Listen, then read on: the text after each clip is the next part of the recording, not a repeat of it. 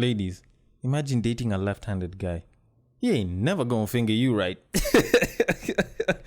Shit. Let's start this podcast. I just wanted to say You're listening to Your fan favorite section on Break Time on West Side.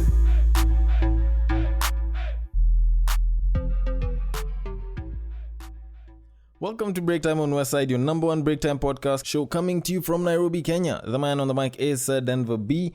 And happy belated Christmas, if such a thing can be said. I hope you guys enjoyed your Boxing Day or Utamaduni Day if you are in Kenya. For some reason, I don't know why the hell the government decided to change the name instead of just giving us another day somewhere in the course of the year to call it, Utamaduni Day. But anyways, that is not my complaint. Either way, doesn't change anything. For those of y'all that are listening, I hope you all had an amazing Christmas. 2019 is just about to end, and this is the final episode of the fan favorite section for 2019. The next episode that you guys are getting will be coming through to you on the 2nd, I think. Yeah, actually the 3rd. You guys will be getting that new episode on the 3rd. But anyways, that is besides the point. Either way, episode is here, and I'll probably edit that out. So, while we are closing off the year, I figured I might as well just get done with the fan feedback first, and I can head on to something that I found pretty interesting online. So, I was talking to a friend and fan not too long ago, and he pointed me towards a blog that is also done by someone who does listen to this podcast, someone who's been following. His blog is called Major Marvin. Now, a friend of mine was telling me about a post that he did recently. The post itself is called Men, Being Broke is Not a Reason You Shouldn't Date. And he goes into talking about how if you're broke, it doesn't mean that you're undateable. And at some point, he made a specific statement stating that, men, there is no excuse in the world or statement from anyone in the world that should stop you from experiencing the headache of a relationship. Now, he did pretty much talk about, the dating scene and doing it while broke. And the thing is, I was asked to give my feedback on it because there's something that I agree with, there's some bits that I don't agree with, and there's some shits that I feel they need to be expounded on. So firstly, I don't think he properly defined what it is a broke man is. Now, being broke is like getting drunk. It varies from person to person. One, there's the different types of drunk you can be, and there's at what level you get drunk. I've met people who can get drunk from a bunch of ciders, and there's people who pretty much take the alcohol and chase it with the cider and still take a while to get drunk. So obviously it's a pretty relative term, being broke. So for some people, having 50k Kenyan is being broke. For those of you that are looking for any direct conversion, I'm going to be using Kenyan shillings, but if you want to use the dollar, because that's, I think, the easiest to convert to, for me, it's, $1 is every 100 Kenyan shilling. So anyways, some people can be having 50k in the account, claim that they're broke. Some people can be having a meal, claim that they're broke. And then there's people that have nothing in their wallets, like absolutely nothing. Zero, zilch, not even the square root of jack. Like that wallet is breathing because there's more air in there. And it does make sense for some different people. Now, when you're looking at being broke, now, assuming that, the broke that he was talking about was having little to nothing in your wallet, there's two types of broke people. There are essentially, the broke people that are trying to get them being broke. The people that are grinding, the people that are putting the work in. Should those people deserve to be dated? For me, if I'm to advise these shorties, I will say straight up, should those people be dated? Yes, because these guys, provided that they're grinding, provided they're putting the work in, provided that they're trying to improve themselves, they will make it eventually. It may not be immediate, it might take a while, but they'll make it eventually. And if you've been with them since the beginning, it's going to be very hard for them to ditch you, especially if you've been loyal and you've been supportive. Now, if it's the other version of broke people, because there's just two versions. If they're broke and they're not doing anything about their broke situation. They're not trying to improve themselves. They're not trying to grow themselves and get past, the whole idea of being broke. They're pretty much just sitting, chilling, being lazy. I don't think they should be dated. If you're a shorty and you're seeing such a nigga and you're dating them, you're pretty much just, I don't know, you're running in circles. You're not moving beyond square one there. Like, eventually at some point, if the laws of nature do actually take place, you might actually just move on from them or some shit. If you don't already start getting unhappy at some point, or you feel like it's just becoming a very boring, monotonous, non-growth related relationship. But anyways, that is besides the point. Now, however it is that you're gonna say this, I will say this straight up. If you're broke as a guy, I'm not gonna say that you're undateable, but I'd advise you to make yourself undateable. Because the way I see it, if you're broke and you're trying not to be broke, you're trying to save up every single coin you got. You are trying to, build yourself up, and building yourself up at some point is going to require money, because I don't know if you all notice or if you've heard it a bunch of million times, but you got to spend money to make money, honey. That's some shit that Shorty's been saying since day one. And hell, guys say it as well, money brings in more money. So obviously, you're going to want to save every coin you got. And when you actually do look at it, relationships are expensive. I don't care who it is saying what. Relationships have a cost. If you are dating someone, at some point, they'll be going to see each other. Obviously, you guys aren't just going to chill anywhere. You guys might want to go chill and have lunch somewhere. Just sit down, discuss a bunch of things, get all cuddly, probably go to the club, maybe go for an event. Of course, that shit's gonna require a certain amount of cash.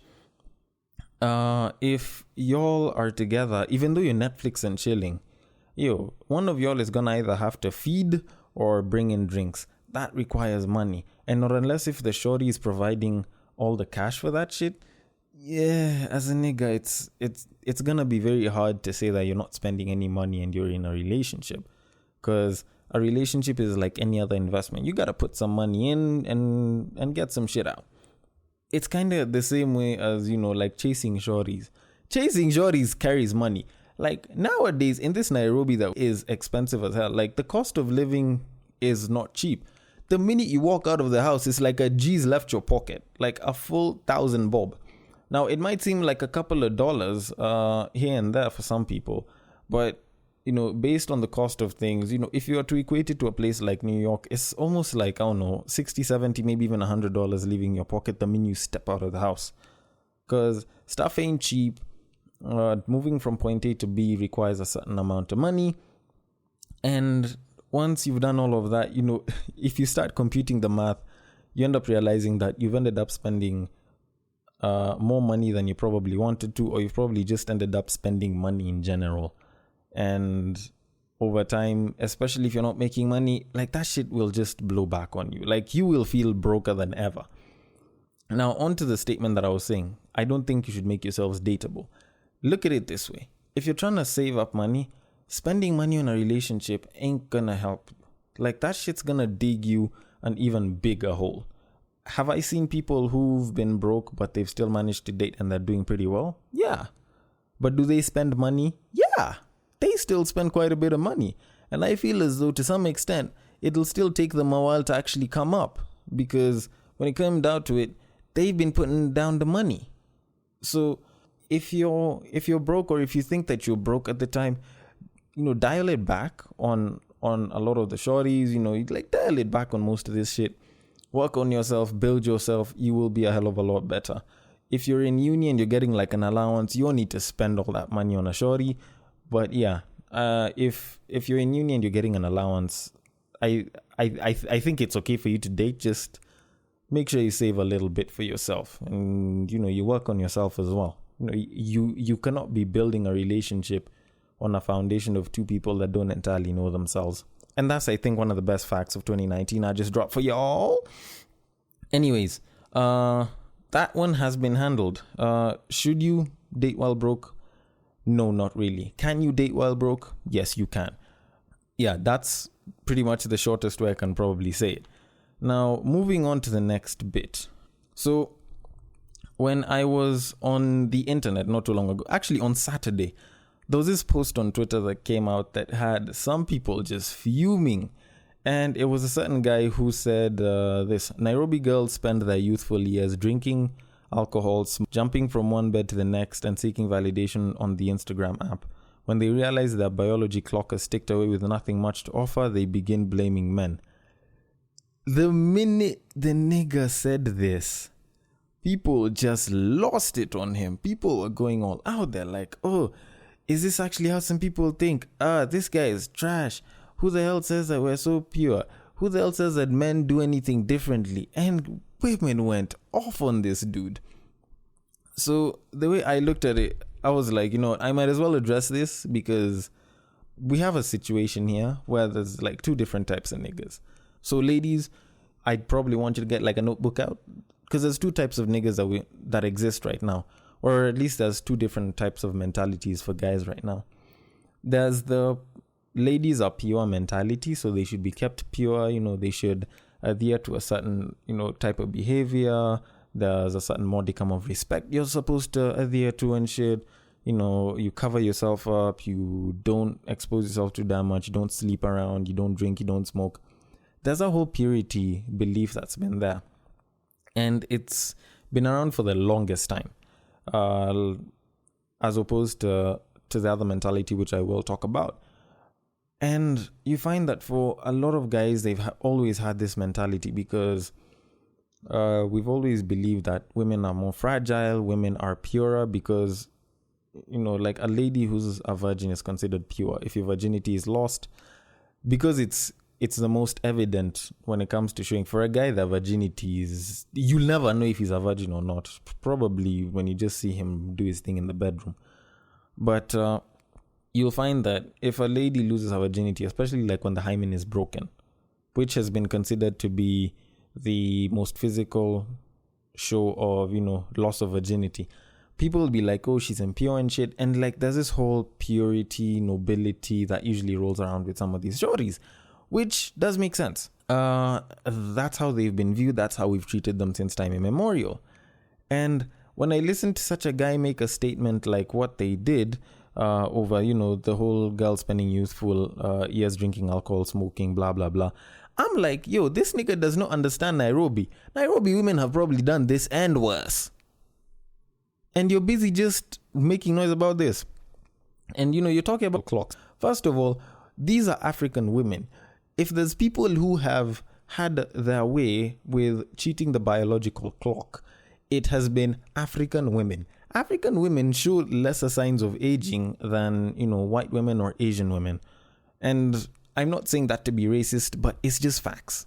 That being said, though, I do get where he is coming from. Like there's a whole purity side of it. Now, the other side and mentality of thought that guys have is, let these women do whatever it is that they want. And for us guys, the people we sleep with, the people we drink with, the people we smoke with, the people we do drugs with, the people we pretty much post up on the IG, it's not like it's other niggas.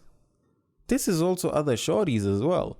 So obviously, if they want to do them, let them do them. Because us guys have been doing the same shit for years.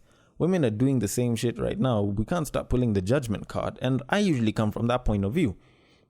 A lot of guys will tend to bounce back and forth, especially if they have a sister. Because if they're around the sister, they want the sister to be all taken care of, be left alone. They never want any one of the homies to actually go and hit on her and, smash and shit. Like they'll be super protective. Like wait until that sister is like super far away from them. That's when they're gonna pull the whole, oh, I wanna fuck all these bitches. That's when they'll go all out. They'll want to sleep with as many girls as possible. They'll drink with them, they'll smoke with them, they'll marinate them and shit. And then that works. So for some of them, they'll bounce left, right. And then there's those ones who probably have never had a sister, but they've always been taught to look at women in a very pure way.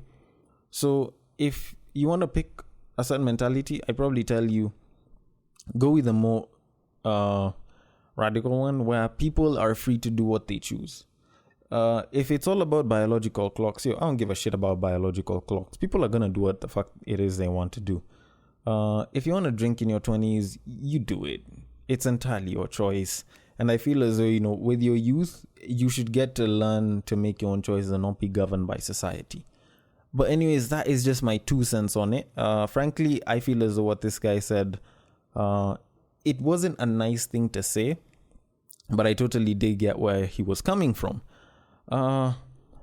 Anyways, that being said though, on to the next bit, and this was what I wanted to talk about.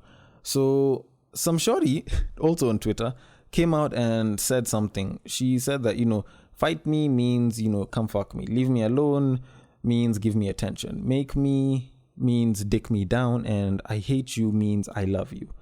And then she comes up and then she's like, bruh, see, females, we ain't that difficult. So I stopped for a while and I was like, yes, we get that you mean that, but that's difficult because you've pretty much just fucking created a whole line of code for that shit. Speaking of which, fun fact, computer code was actually invented by women. By a woman. Well, at least now y'all know why it's so fucking complex. That being said, it did kind of make sense, but there was one bit, and it was someone who just came out in the comment section and was like, yeah, this is true, until it becomes a consent issue. And then someone came along and added, and the consent can be withdrawn midway. And, they kind of continue this thing.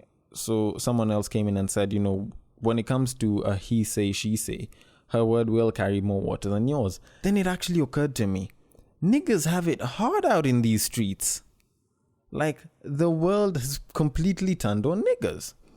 Because I was having a discussion with a friend of mine about a week ago on something similar. And at some point, she came to this bit where she was like, it's so much harder to be a girl because, there's a safety issue. So you have to walk around with a crew of friends. If you go to the club, your drink can be spiked, as men always trying to approach you and trying to get you to sleep with them and shit. And it made sense. Up until I actually decided to defend it and came up with a bunch of men's issues. And all of a sudden I realized we either go through the same shit or guys kind of go through slightly more.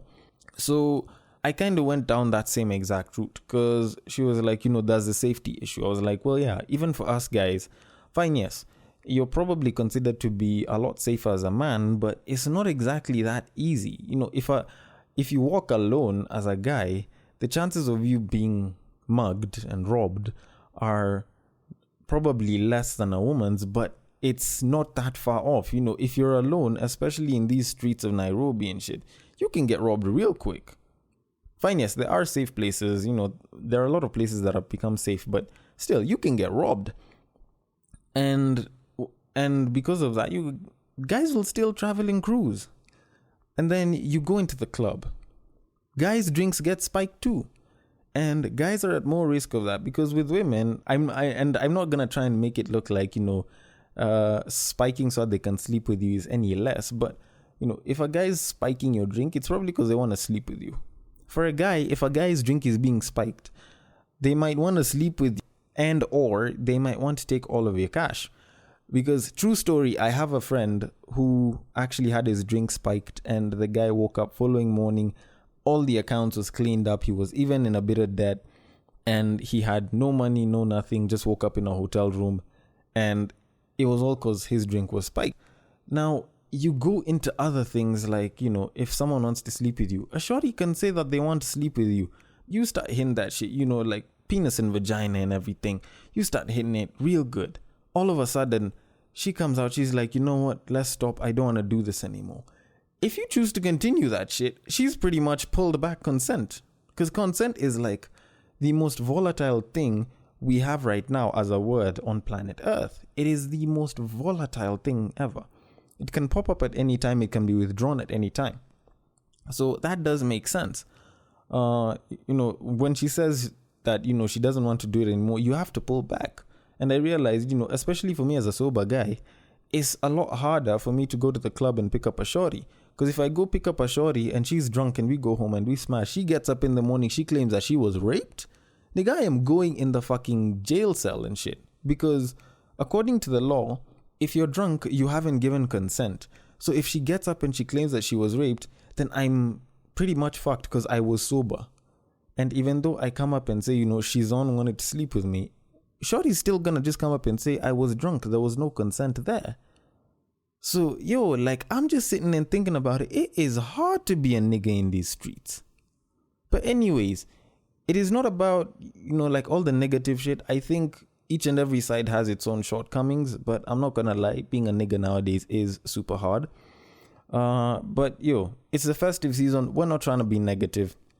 If y'all have any feedback, you know, hit me up on breaktime_westside on IG, or even my personal IG, Unreal Kevin James. If you guys want to hit me up on Twitter, it is at Bagaka the D. Happy holidays, people. Happy New Year. I wish all of you the best of 2020. May that new decade bring in good promises and good blessings for each and every one of you. Y'all take care. FFS returns in 2020. So see you guys next year.